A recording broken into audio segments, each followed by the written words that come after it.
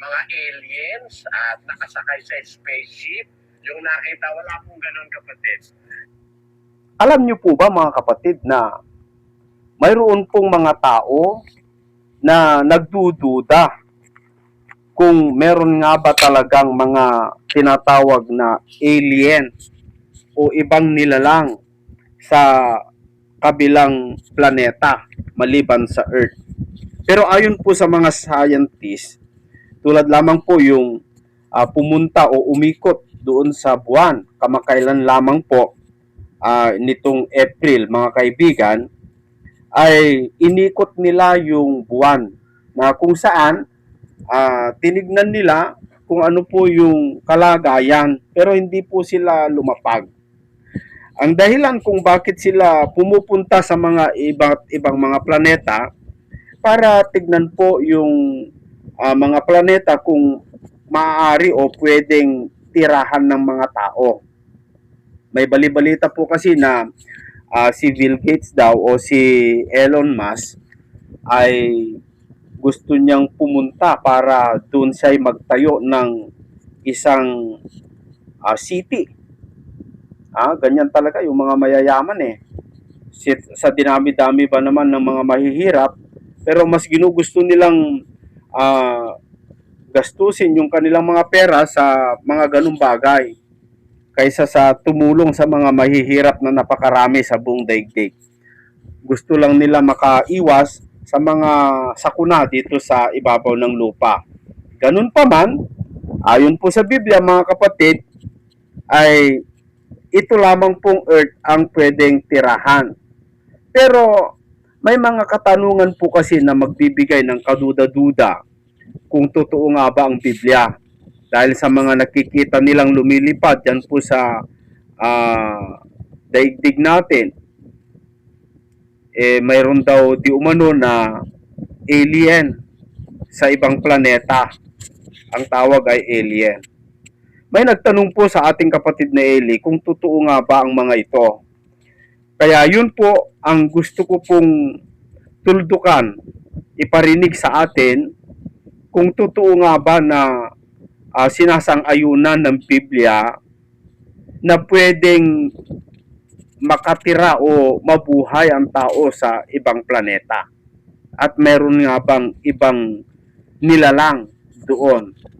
Well, ano itong nabasa ng isa sa nagtanong sa ating kapatid na Eli na nagbigay sa kanya ng pagdududa sa Biblia. Mas maganda po mga kapatid ay atin pong panuorin ang video, alamin kung ano po ang sagot ng ating kapatid na Eli doon sa lumilipad na sasakyan di umano ng mga alien. Narito po mga kaibigan, panoorin natin. Monyo? Go ahead, kapatid na Roland. Lasana kami. Opo, kapatid na Daniel, ang una pong magtatanong dito, si kapatid na Patricio Acoba, isa pong protestante. Brother Eli, po ay gusto ko lang po sanang maliwanagan ang matagal ng gusto kong malaman na kasagutan tungkol dito sa Ezekiel 1, 4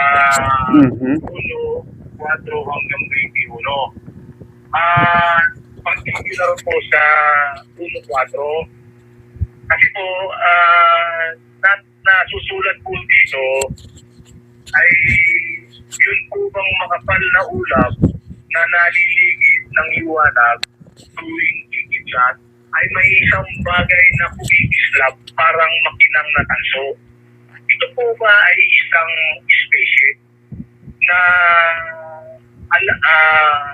sa paniniwala po siguro naman ng marami karoon ng mga sighting sa mga iba-ibang mga bansa na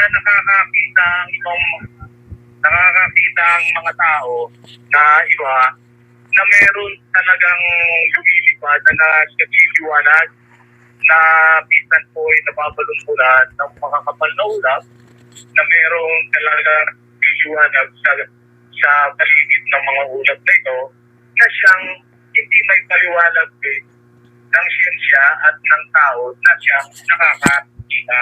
Ngayon po ay ito pong kabuuan ng Ezekiel na 1:4 hanggang 21. Meron po kasi doon na nasusulat sa mga talatang ito na meron pong 4 na sinasang na ang bawat nilalang na ito ay may 4 na mukha. Tapos po ito ay ang kanilang mga binti ay puwet.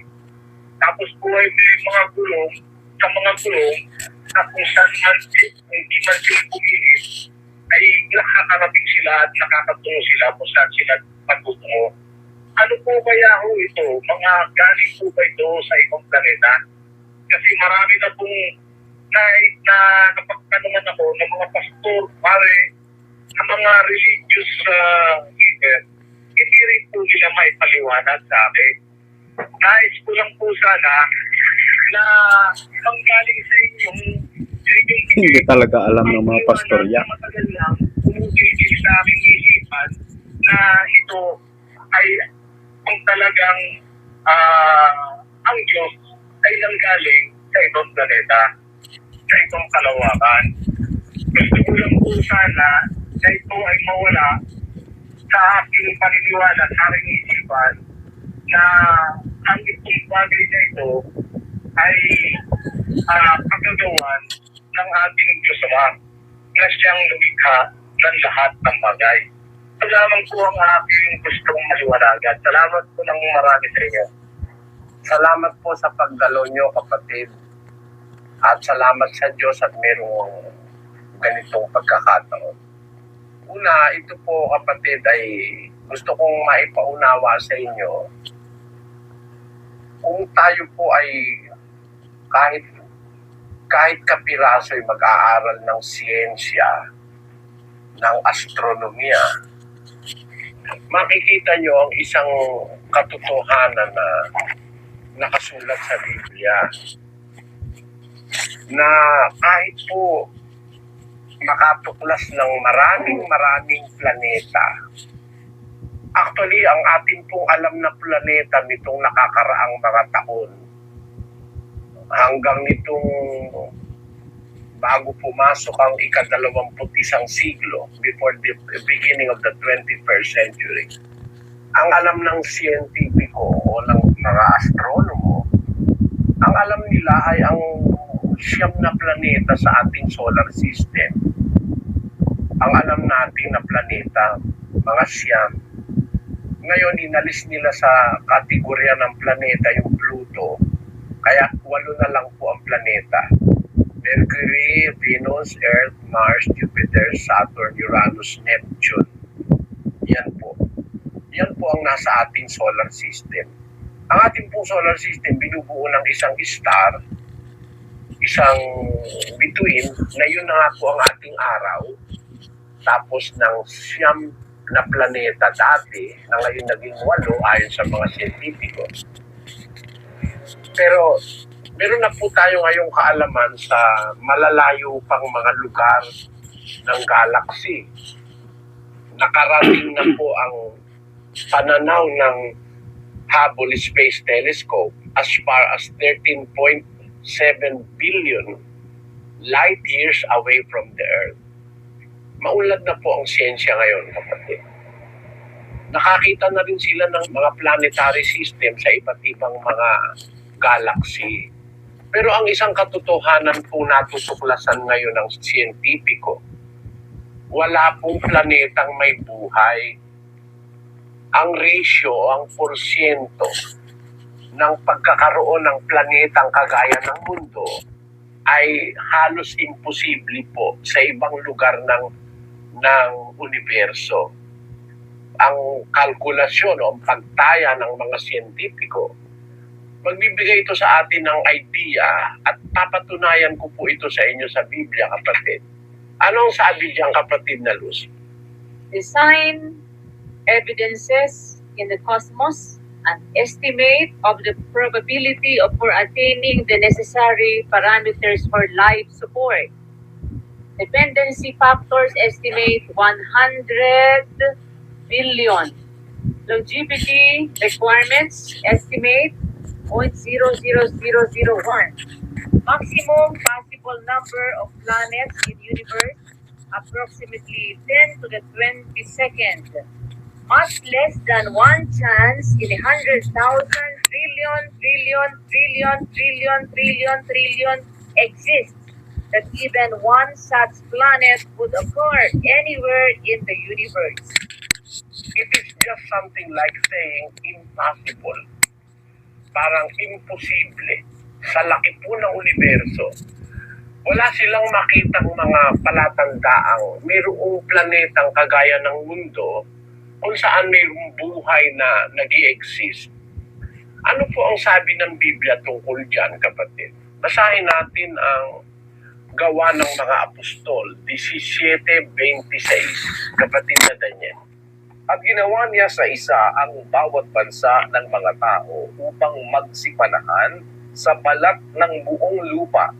Sabi po ng Biblia, ginawa niya sa isa ang bawat bansa ng mga tao upang magsipanahan sa balat ng buong lupa. Sa Bibliang Grego po, ang tinutukoy, yung buong lupa ay planet Earth.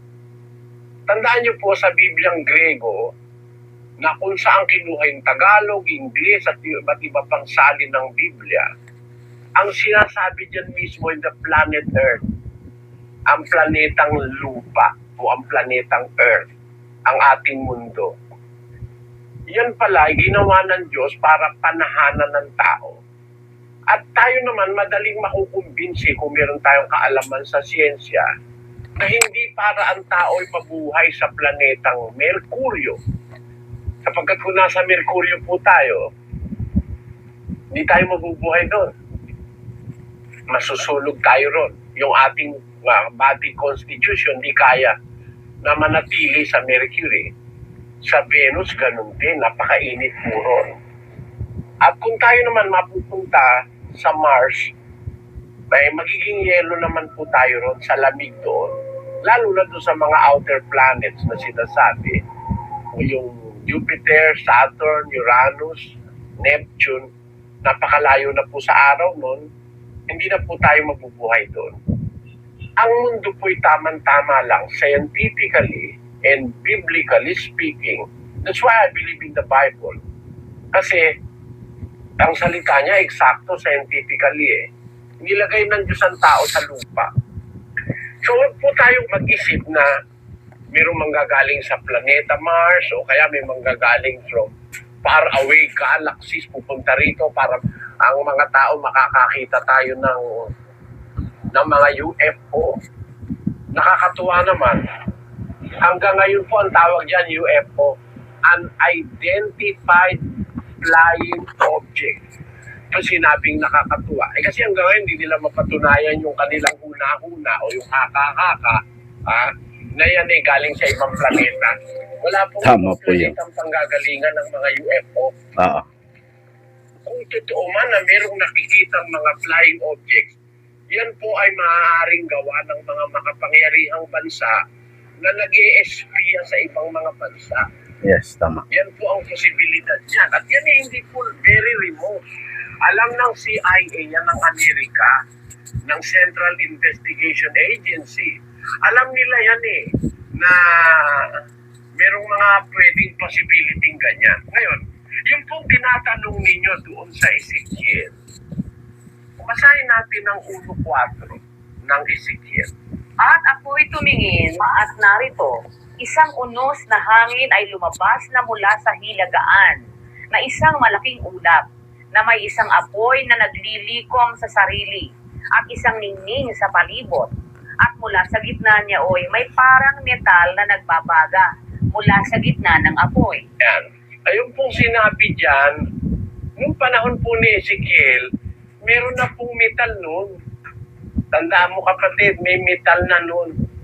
Gumagamit na ang tao noon ng ginto, tanso, ginagamit na nila ang bakal. Matagal ng panahon. Para patunayan ko po sa inyo, pumunta po tayo sa aklat ng Henesis.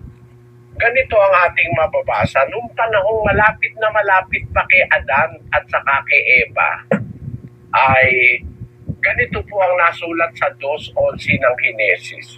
Ang pangalan ng una ay Pison, na siya'y lumiligid sa buong lupain ng Habila, na dooy may ginto. At ang ginto sa lupang yaoy maputi. Mayroon din naman doong betelyo at batong onyx. Yan. Noong panahon na nasa Eden si Eva at si Adan, isa sa ilog na nagsasanga sa Eden ay yung ilog ng Pison na siyang lumiligid sa buong lupain ng Habila na dooy may ginto. Noong pang panahon na yon, mga kapatid, panahon pa nung mga unang tao, meron ng kaalaman ng tao sa ginto. Ang ginto po ay metal eh. Metal po ang ginto. Ang katunayan, isa sa mga apo ni Adan ay gumagamit na ng metal na si Tubal-Cain. At tungkol kay Zila, ay ipinanganak naman niya si Tubal-Cain, na mamamanday ng lahat na kagamitang patalim na tanso at bakal. At ang kapatid na babae ni Tubal-Cain ay si Naama. Ayan, tinanin nyo kapatid si Tubal-Cain namamanday ng kagamitang patalim na tanso at bakal.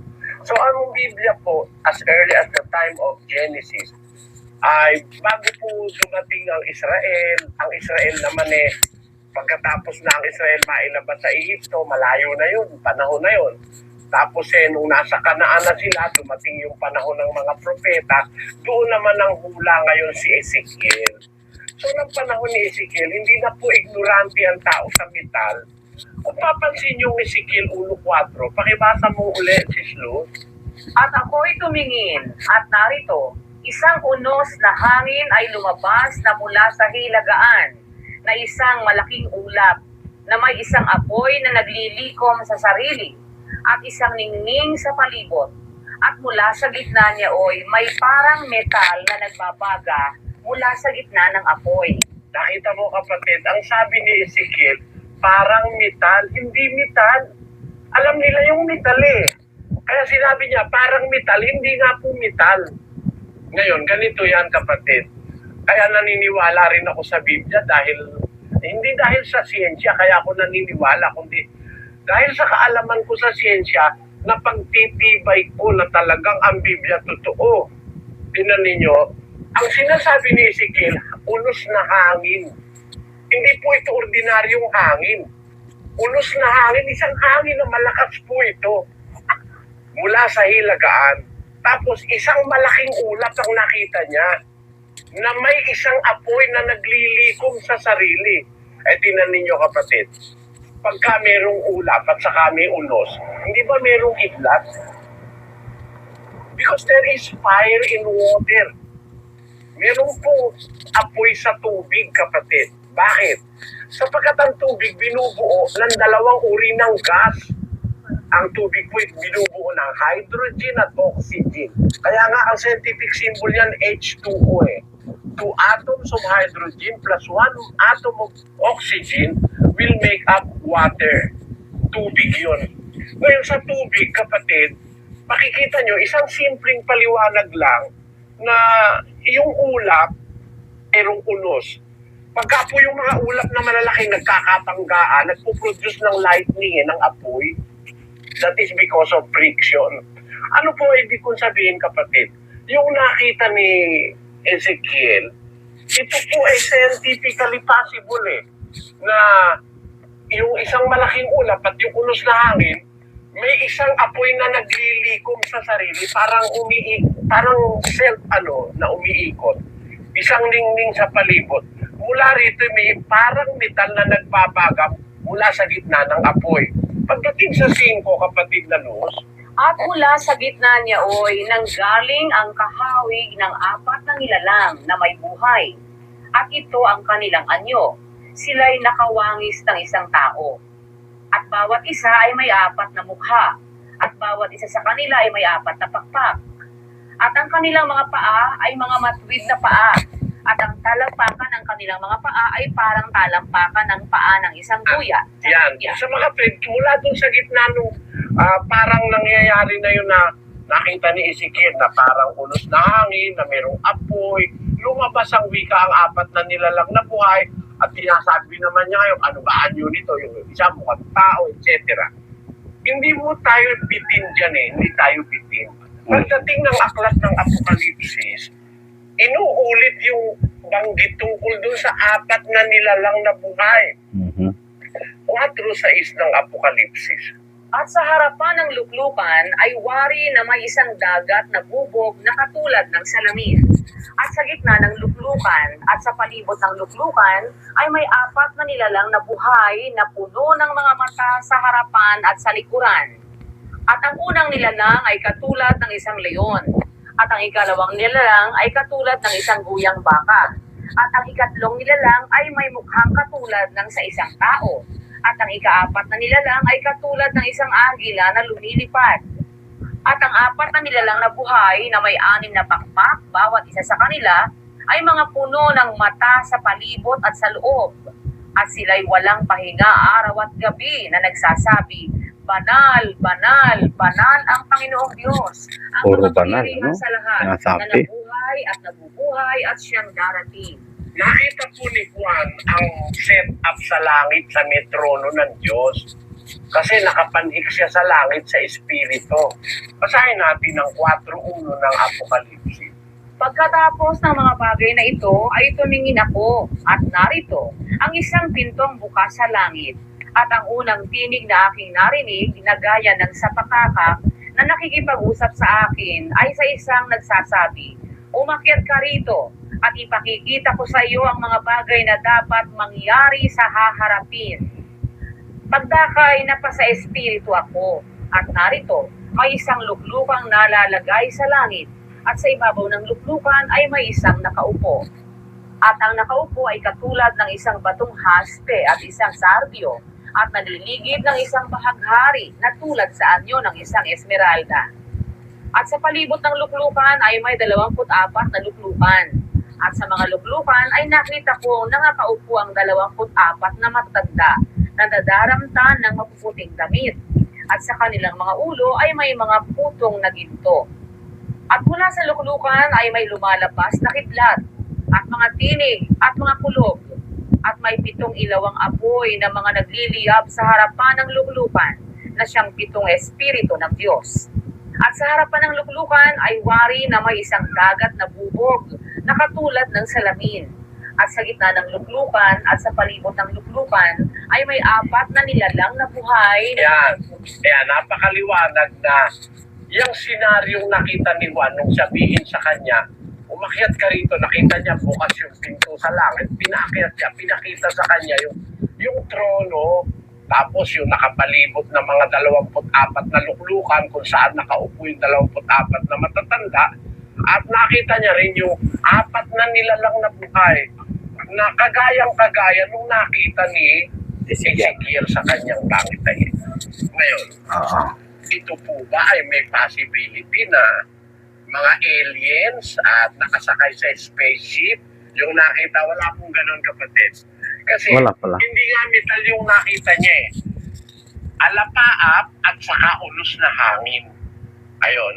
At ang sabi ni Ezekiel, parang metal na nagbabaga mula sa gitna ng apoy, na doon lumabas ngayon yung 4 na nilalang na buhay. Parang kagaya rin nung nakita ni Juan sa Apokalipsis, nung tumanik siya sa langit, sa espiritu, nakita niya sa luklukan, merong kidlat at kulog, tapos may apoy, na doon niya rin nakita yung 4 na nilalang na buhay. Kaya ito po, kapatid, ay vision po ito. Vision. Isang pangitain nakita ni Ezekiel na ipinaliliwanag later nung pangitain naman na nakita ni Apokaliptikong si San Juan. Wala pong possibility, biblical or scientific, na ito ay mga UFO, na ang Diyos ay galing sa ibang planeta. Hindi po totoo yun. Ang Diyos po ang gumawa ng lahat ng planeta. Sinasabi po yan ng banal na kasulatan. Basahin natin ang 14 ng gawa ng mga apostol. At tinawag nilang Jupiter si Bernabe at Mercurio si Pablo, sapagkat siya ang pamulong tagapagsalita. At Ang saserdote ni Jupiter na ang kanyang templo ay nasa harap ng bayan ay nagdala ng mga baka at mga putong na bulaklak sa mga pintuang daan at ibig maghain kasama ng mga karamihan. Tatapwat ng marinig ito ng mga apostol na si Bernabe at si Pablo ay hinapak nila ang kanilang mga damit at nagsipanakbo sa gitna ng karamihan na nagsisigaw at nagsisipagsabi, "Mga Ginoo, bakit ninyo ginagawa ang mga bagay na ito? Kami mga tao ring may mga karamdamang gaya ninyo at nagdadala ng mabubuting balita sa inyo upang mula sa mga bagay na ito ang walang kabuluhan ay magsibalik kayo sa Diyos na buhay na gumawa ng langit at ng lupa at ng dagat at ng lahat ng nasa mga yaon." Nakita nyo, ito lahat na ng direksyon ang sinabi ni Pablo rito eh. Ba't nyo ba kami sinasamba? Sabi niya doon sa mga tao doon sa lugar na kanyang kung saan siya nagmilagro. Bakit nyo kami sinasamba? Kami taong kagaya nyo, may karamdaman din. Pinagdadala lang namin kayo ng mabuting balita upang sa mga bagay na ito walang kabuluhan. Yung pagsamba sa hindi tunay na Diyos, walang kabuluhan yun. Magbalik kayo sa Diyos na buhay, na siyang gumawa ng langit at ng lupa at ng dagat at ng lahat ng nasa mga yaon. So ang gumawa ng buong universo ang Diyos. Huwag po natin kailanmang maisip na ang Diyos galing sa ibang planeta. Ang Diyos po ng Biblia, siyang gumawa ng mga planeta. Tama po. Siyang gumawa ng langit at ng lahat ng mga bagay na nasa mga yaon. Kaya ano pa man ang makita natin sa universo sa darating, gawa ng Diyos lahat yan. Ngayon yung Diyos na gumawa ng lahat ng bagay, siya po ang nagsasalita sa Biblia sa pamamagitan ng kanyang mga propeta at mga apostol at mga evangelista. Siya rin ang nag-utos na isulat ito. Ang napakasamang magagawa natin, bigyan natin ng sariling pakahulugan ang salita ng Diyos. Tama. Meron pong mga salita sa Biblia, kapatid, na hindi madaling maintindihan ng tao. Pero dapat natin tignan ang sitwasyon. Ano ba yun? Ano ba yung sinasabi? Pangitain ba o reality?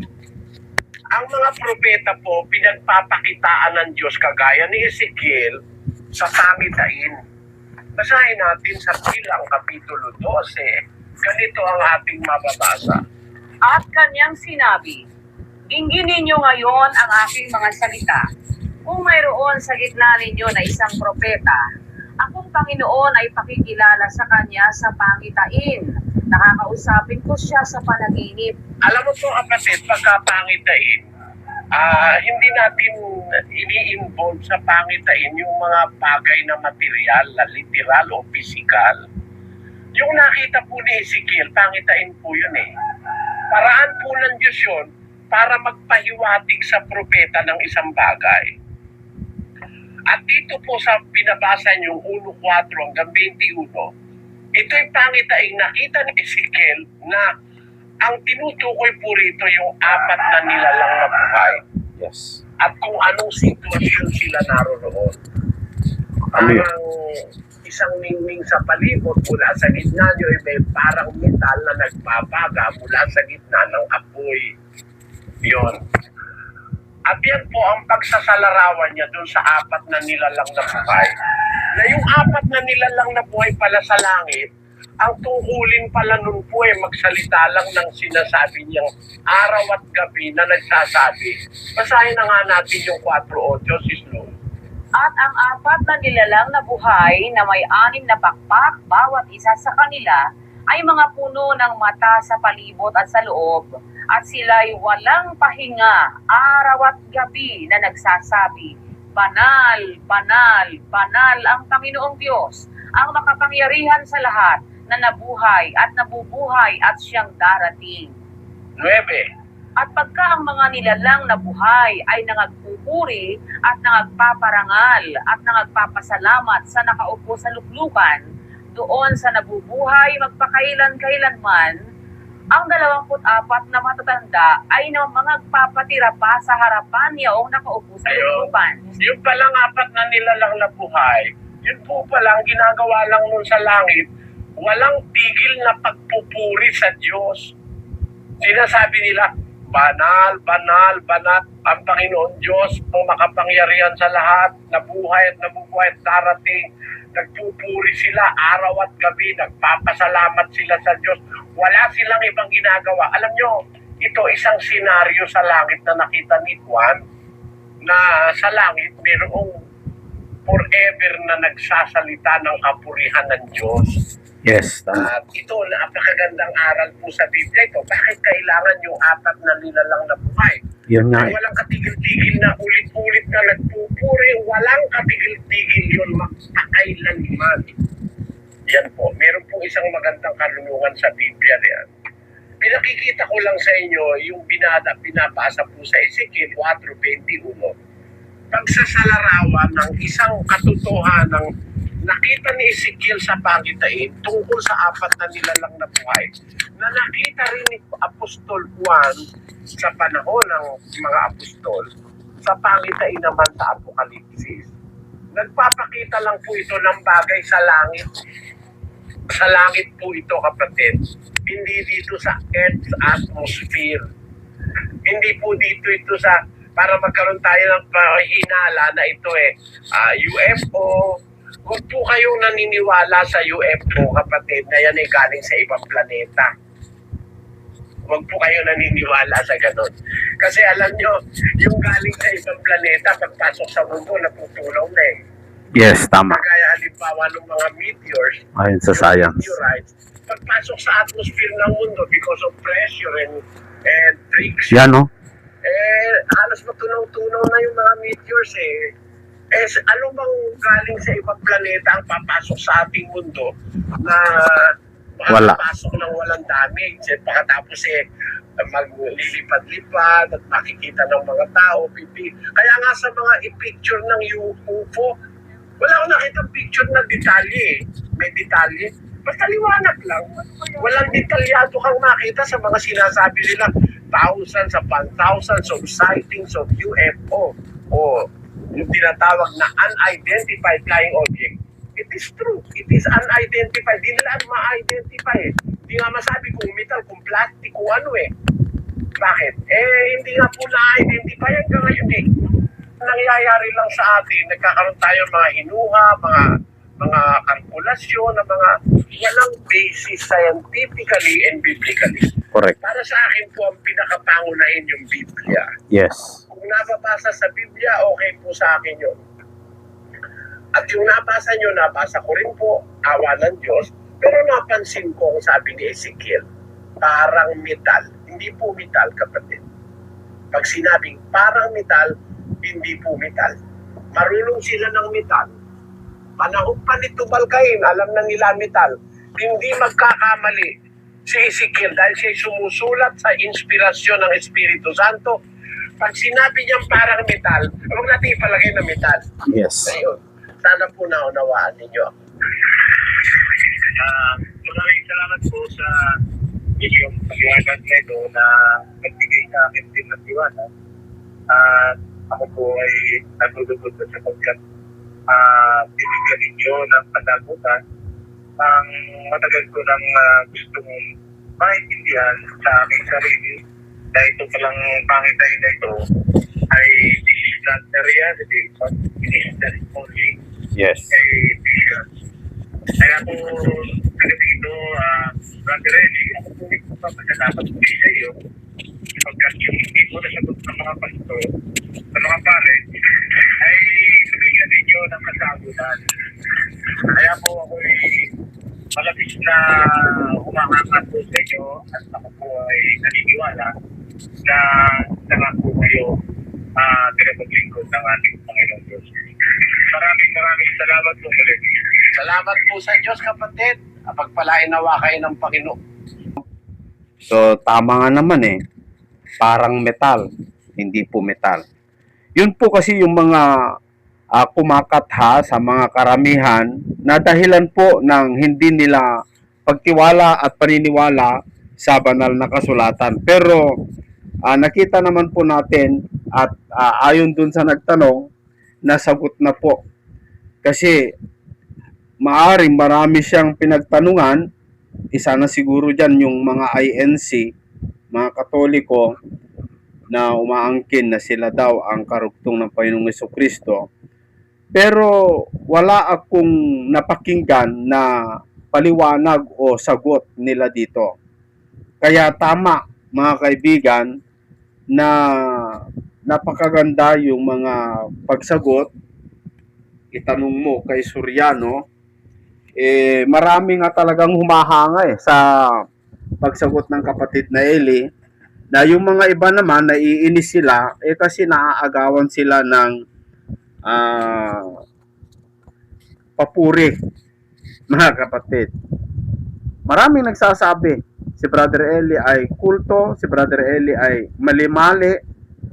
Pero kung tignan mo naman yung kanilang pagsagot, pangangaral, itong mga nagsasabing mali-mali daw si Brother Eli, malayo naman. Nakikita naman natin, napapansin ko naman. Mali po yung kanilang paliwanag. Minsan, yung kanilang mga pag-intindi, mali din, mga kaibigan. Kaya, dito, nakita natin yung napakaganda at napakaayos na pagsagot doon po sa tanong na hindi po metal at wala pong alien, kundi yan po yung mga pangitain ni Ezekiel at ni Juan. Yun po yung mga nilalang na buhay doon sa langit. Isa pa sa mga katunayan na ating nakita, yung sinasabi po ng mga Iglesia Katolika na yun po daw si Maria nasa langit na po daw ngayon. Pero nung nakita ni Juan yung apat na nilalang dun sa langit, matagal na po pala yon. Ganun na ang ayos. Ganun na ang pagkaayos dun sa luklukan ng Diyos. Sa makatuwid, hindi na bago kay Juan. Dahil kung ano po yung nakita ni Juan, nakita na pala ni Ezekiel.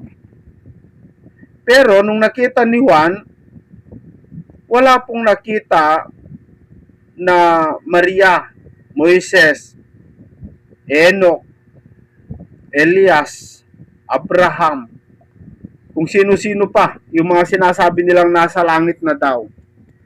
Pero walang nakita ni Juan.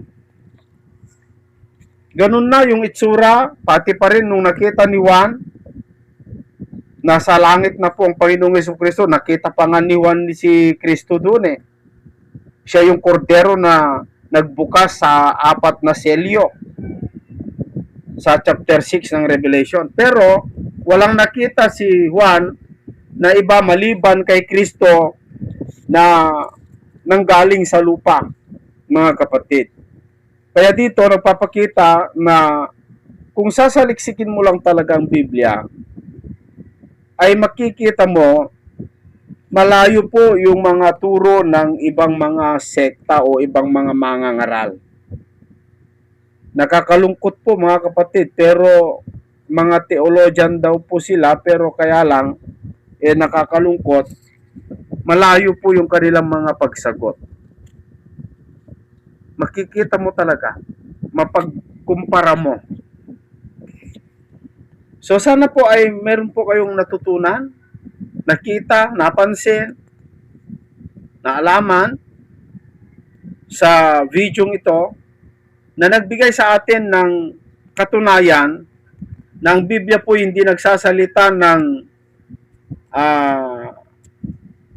hindi nauunahan ng siyensya. Kundi yung mga natutuklasan ng mga siyensya, kung nagbabasa lamang po sila ng Biblia, matagal na sana nilang alam kahit hindi pa sila nakapunta sa ibang planeta. Tulad yung ang mundo ay bilog, maraming nagsasabi lapad. Isa na dyan ang Iglesia Katolika. Naniniwala sila na ang mundo po ay lapad, flat. Marami dyan.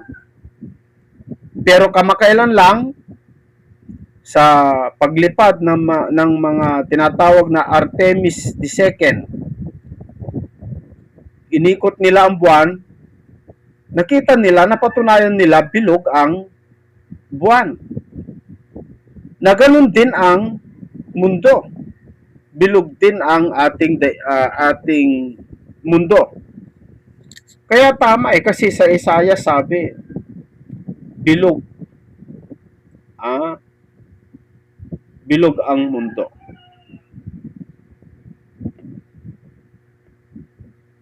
So dito, debunk na po yung mga flatters, no? Mga kaibigan. At walang nakita itong mga Artemis na nilalang doon sa buwan. Nilapitan nila at kinunan pa nila ng retrato, larawan, pero walang nakita na mga nilalang, kundi parang mga butas-butas lang, no? Ni kaunting puno, damo o anuman. Wala silang nakita. Well, hindi man yan ang importante na ating malaman. Pero napakahalaga po dahil maraming mga kumakatha. Sana po mga kapatid, ang mas lalo nating bigyan ng pansin, bigyan ng halaga, ay yung malaman natin kung paano po ang tamang kaligtasan. Paano tayo makasigurado? Huwag tayo magduda na may Diyos, na may paghuhukom. Huwag tayo magduda na may pangalawang pagkabuhay na maguli.